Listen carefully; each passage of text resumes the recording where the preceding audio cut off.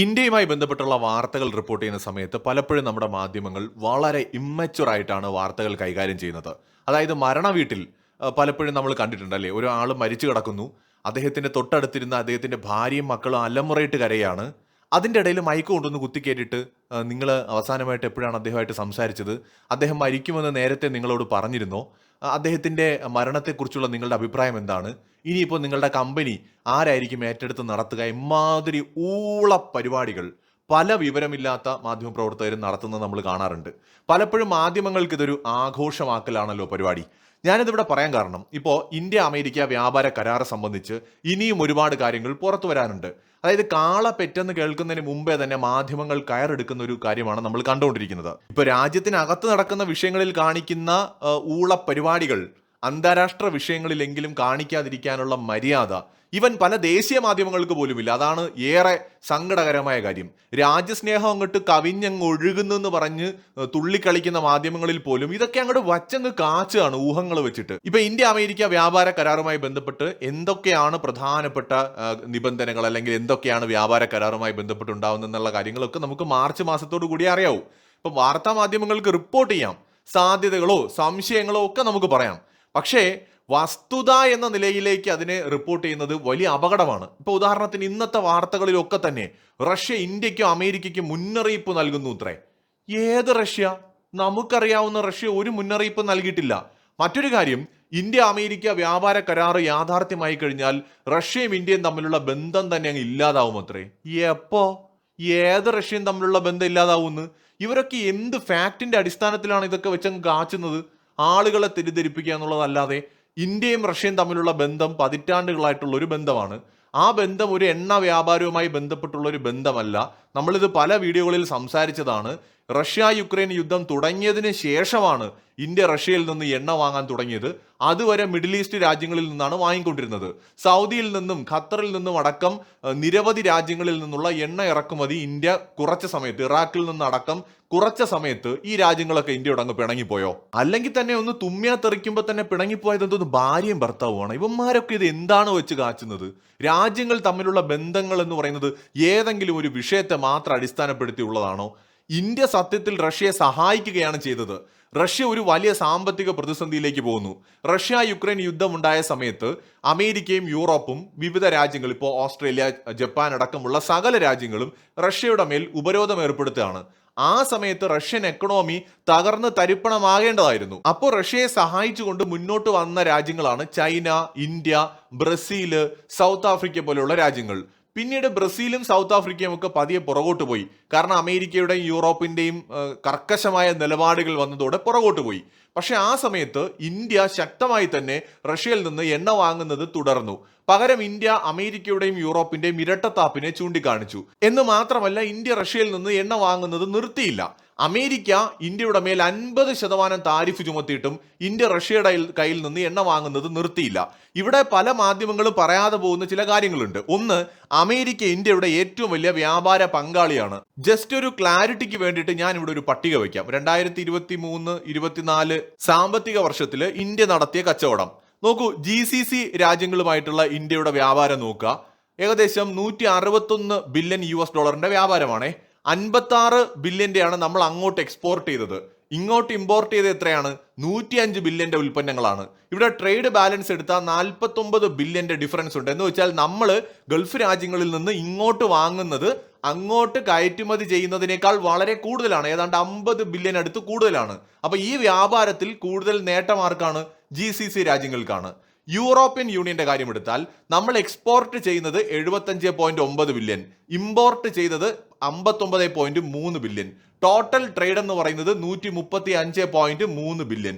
ഈ വ്യാപാരത്തിലെ trade balance എന്ന് പറയുന്നത് 16.5 ബില്യൺ. അപ്പൊ ഇവിടെ വ്യാപാരത്തിൽ നമുക്കാണ് നേട്ടം. കാരണം നമ്മൾ യൂറോപ്പിൽ നിന്ന് ഇങ്ങോട്ട് വാങ്ങുന്നതിനേക്കാൾ കൂടുതൽ ഉൽപ്പന്നങ്ങൾ അങ്ങോട്ടാണ് കയറ്റുമതി ചെയ്യുന്നത്. അതുകൊണ്ട് തന്നെ യൂറോപ്യൻ യൂണിയനുമായിട്ടുള്ള വ്യാപാരത്തിൽ നേട്ടം നമുക്കാണ്. ഇനി ആസിയാൻ രാജ്യങ്ങളാണ് അടുത്തത്.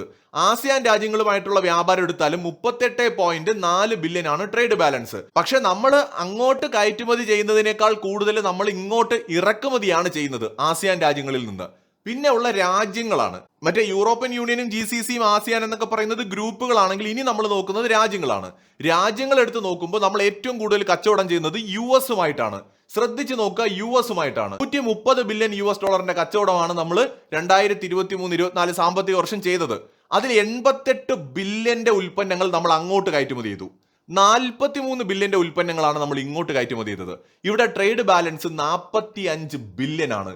അതായത് അമേരിക്കയിൽ നിന്ന് ഇങ്ങോട്ട് നമ്മൾ വാങ്ങുന്നതിന്റെ ഏതാണ്ട് ഇരട്ടി നമ്മൾ ഇവിടുന്ന് അങ്ങോട്ട് കയറ്റുമതി ചെയ്യുന്നുണ്ട്.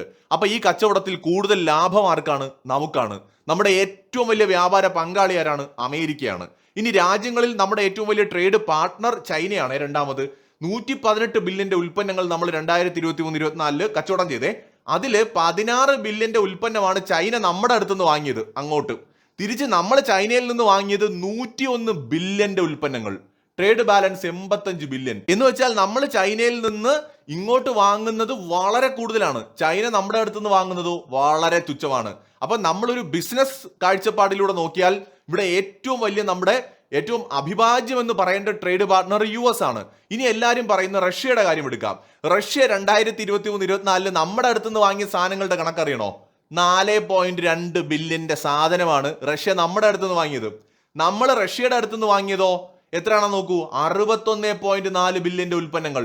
ട്രേഡ് ബാലൻസ് 57 ബില്യൺ എന്ന് വെച്ചാൽ നമ്മുടെ അടുത്തുനിന്ന് പേരിന് റഷ്യ എന്തൊക്കെയോ വാങ്ങിയിട്ടുണ്ട്.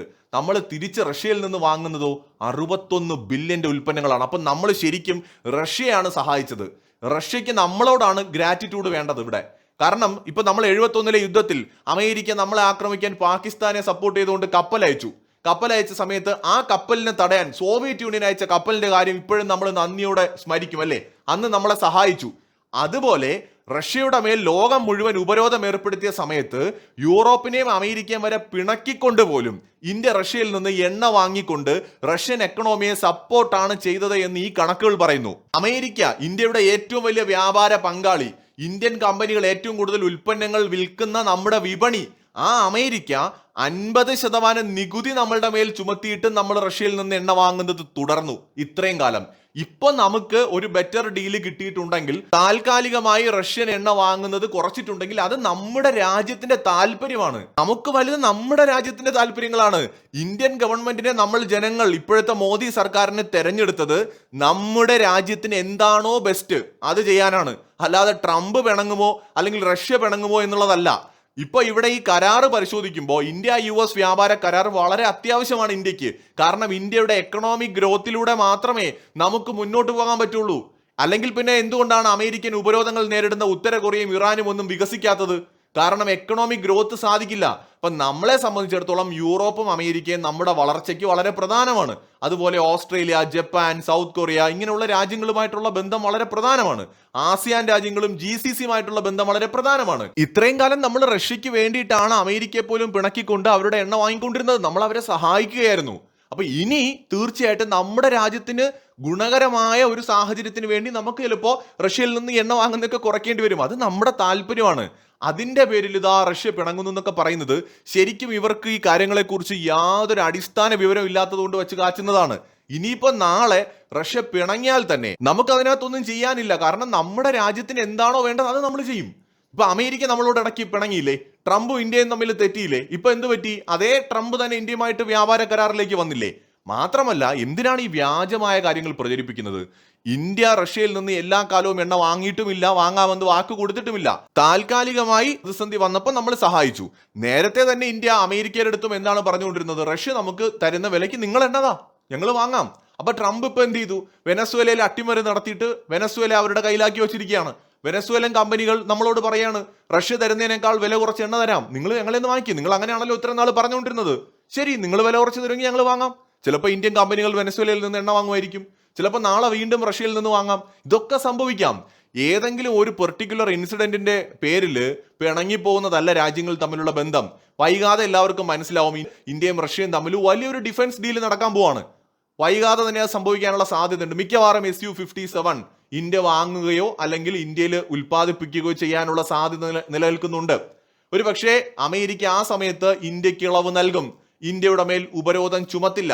സാധാരണ റഷ്യൻ ആയുധങ്ങൾ വാങ്ങുന്ന രാജ്യങ്ങൾക്ക് മേൽ ഉപരോധം ചുമത്തുക എന്നതാണ് അമേരിക്കയുടെ ഒരു പതിവ്. പക്ഷെ ഇന്ത്യയുടെ മേൽ അത് ചുമത്താൻ സാധ്യത കാണുന്നില്ല. ഇവിടെ അമേരിക്ക നമ്മളെക്കാൾ വലുതാണോ ചെറുതാണോ എന്നുള്ളത് നല്ല വിഷയം. അമേരിക്ക ഇന്ത്യയെക്കാൾ പവർഫുൾ ആണെന്നുള്ളത് ആർക്കെങ്കിലും നിഷേധിക്കാൻ പറ്റുമോ? പലരും പറയുന്ന കേട്ടാ തോന്നും ഇന്ത്യ അമേരിക്കയെക്കാൾ പവർഫുൾ ആണെന്ന്. ഇന്ത്യ ഒരിക്കലും എവിടെ അങ്ങനെ പറഞ്ഞിട്ടില്ല. US ഇന്ത്യയെക്കാൾ പവർഫുൾ ആണ്, റഷ്യയെക്കാളും ചൈനയെക്കാളും പവർഫുൾ ആണ്, ഇത് എല്ലാവർക്കും അറിയാം. പക്ഷെ എന്നിട്ടും US ഭീഷണികൾക്ക് മുന്നിൽ വഴങ്ങി കൊടുക്കാതെയാണ് 50% താരിഫ് വരെ നമ്മുടെ മേൽ ചുമത്തിയിട്ട് നമ്മൾ നിന്നത്.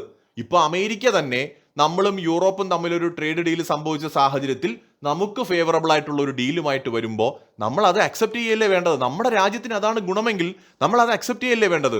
2021 ശേഷമാണ് റഷ്യയിൽ നിന്ന് എണ്ണ വാങ്ങാൻ തുടങ്ങിയത്. അതിന് മുന്നേ ഈ രാജ്യത്ത് എണ്ണ കിട്ടിയിട്ടില്ലേ? എണ്ണ ഈ രാജ്യത്ത് ആരും ഉപയോഗിച്ചിട്ടില്ലേ? അപ്പൊ റഷ്യയിൽ നിന്ന് എണ്ണ വാങ്ങാൻ തുടങ്ങിയത് മോദിയുടെ തീരുമാനമാണെങ്കിൽ അത് നിർത്തണമെങ്കിലും അദ്ദേഹം തീരുമാനിക്കും. അത് രാജ്യത്തിന് എന്താണോ താല്പര്യം അത് ചെയ്യും. അതിന്റെ പേരിൽ അങ്ങനെ പിണങ്ങി പോകുന്നൊരു ബന്ധമല്ല റഷ്യയും ഇന്ത്യയും തമ്മിൽ. റഷ്യയെ സംബന്ധിച്ചിടത്തോളം അവർക്ക് മറ്റു വിപണികൾ കണ്ടുപിടിക്കേണ്ടത് ആവശ്യമാണ്. മറ്റ് ഏതെങ്കിലുമൊക്കെ രാജ്യങ്ങളുമായിട്ട് അവർക്ക് ഇന്ത്യയുമായിട്ടുള്ള ആ ഒരു ഗ്യാപ്പ് വരികയാണെങ്കിൽ അവരുടെ കമ്പനികൾ മറ്റ് രാജ്യങ്ങളുമായിട്ട് പകരം എണ്ണ കച്ചവടം നടത്തും. അതൊക്കെ സ്വാഭാവികമാണ്. ഇതൊന്നും മനസ്സിലാക്കാതെ ഇത് മനഃപൂർവ്വം ഇന്ത്യയും റഷ്യയും തമ്മിൽ തെറ്റുകയാണ്. ഇതൊരു പ്രചാരണമാണ്, ഇതൊരു അജണ്ടയാണ്, രാഷ്ട്രീയമായ ഒരു അജണ്ടയാണ്. നമ്മുടെ മാധ്യമങ്ങൾ പലപ്പോഴും ഇമ്മച്വർ ആയിട്ടാണ് ഇത്തരം വാർത്തകൾ റിപ്പോർട്ട് ചെയ്യുന്നത്. ഇവർക്കാർക്കും അറിയാത്തത് കൊണ്ടല്ല, രാഷ്ട്രീയമായ അജണ്ടകളുടെ ഭാഗമാണ്. അതായത് ഗവൺമെന്റ് ഭരണകൂടം എന്ത് ചെയ്താലും, അതിപ്പോ കേരളത്തിലെ ഗവൺമെന്റ് എന്തെങ്കിലും ഒരു തീരുമാനം എടുക്കട്ടെ, ഉടനെ തന്നെ അതിലും എന്തെങ്കിലും കൊനഷ്ടമായിട്ട് വരും. ഭരിക്കുന്ന പാർട്ടി അല്ലെങ്കിൽ ഏതെങ്കിലും ഒരു ഭരണകൂടം നാടിന് നല്ലത് എന്ന് തോന്നുന്ന എന്തെങ്കിലും ഒരു തീരുമാനമെടുത്താൽ ഉടനെ തന്നെ കുളം കലക്കാനായിട്ട് മാധ്യമങ്ങളും കുറെ മറ്റേ ബുദ്ധിജീവികൾ എന്ന് പറയുന്ന കുറെ എണ്ണങ്ങളുണ്ട്. ഇവരുടനെ വന്നിട്ട് തന്നെ അങ്ങനെയാണ് ഇങ്ങനെയാണ്. ഇതുപോലെ നടന്നിട്ടാണോ? അതുമല്ല. ഇപ്പൊ ഇന്ത്യയും റഷ്യയും തമ്മിൽ തെറ്റിയോ? എന്നാ വച്ചങ്ങ് കാച്ച് തെറ്റിയെന്നും പറഞ്ഞുകൊണ്ട് ഇത് അവിടെയും ഇവിടെയുമുള്ള ഊഹങ്ങൾ വെച്ചുകൊണ്ട് ഇന്ത്യയും റഷ്യയും അടിച്ചു പിരിഞ്ഞു. അമേരിക്ക പറഞ്ഞതുകൊണ്ടാണ് മോദി നിർത്തിയത്. നരേന്ദ്രമോദി അമേരിക്ക പറഞ്ഞിട്ട് കേൾക്കാതെയല്ലേ റഷ്യയിൽ നിന്ന് എണ്ണ വാങ്ങിയത്? അമേരിക്കയും യൂറോപ്പും അടക്കം ഇന്ത്യയുടെ മേൽ എന്തോരം പ്രഷർ ചെലുത്തി. ഇന്ത്യ നിർത്തിയോ? ഇത്രയും വർഷം തുടർച്ചയായിട്ട് നമ്മൾ എണ്ണ വാങ്ങിയില്ലേ? അപ്പൊ ഇനി നമ്മുടെ രാജ്യത്തിന് മറ്റൊരു ബെനിഫിറ്റ് അല്ലെങ്കിൽ മറ്റൊരു ഗുണകരമായ ഡീല് മുമ്പിൽ വന്നാൽ ഇന്ത്യ അത് ചൂസ് ചെയ്യും. എല്ലാ കാലവും റഷ്യയെ നന്നാക്കാമെന്ന് നമ്മൾ വാക്ക് കൊടുത്തിട്ടുണ്ടോ? റഷ്യ നമ്മളെയും സഹായിച്ചിട്ടുണ്ട്, അതുപോലെ നമ്മളും റഷ്യയെ സഹായിച്ചിട്ടുണ്ട്. അത്രേ ഉള്ളൂ ഇതിനകത്ത്. അല്ലാതെ ഇന്ത്യൻ ഗവൺമെന്റിനെ തെരഞ്ഞെടുത്തിരിക്കുന്നത് റഷ്യയെ നന്നാക്കാൻ വേണ്ടിയിട്ടല്ല, ഇന്ത്യൻ എക്കണോമിയെ ഡെവലപ്പ് ചെയ്യുക, ഇന്ത്യയെ വളർത്തുക എന്നുള്ളതാണ് മോദി ഗവൺമെന്റിന്റെ ലക്ഷ്യം. ഇതൊന്നും മനസ്സിലാക്കാതെ കുറെ മാധ്യമങ്ങൾ, ഞാൻ പേരെടുത്ത് പറയുന്നില്ല, പ്രേക്ഷകരിൽ പലരും കണ്ടു കാണും, വെച്ചങ്ങ് കാച്ചുക. അയ്യോ റഷ്യ പിണങ്ങി, പുടിൻ പിണങ്ങി. പുടിൻ പിണങ്ങിയിട്ട് പഞ്ചായത്ത് ഗ്രൗണ്ടിൽ 4 റൗണ്ട് ഓടി എന്നാണ് പറയുന്നത് റഷ്യയിൽ നിന്ന്. എന്റെ പൊന്നേ,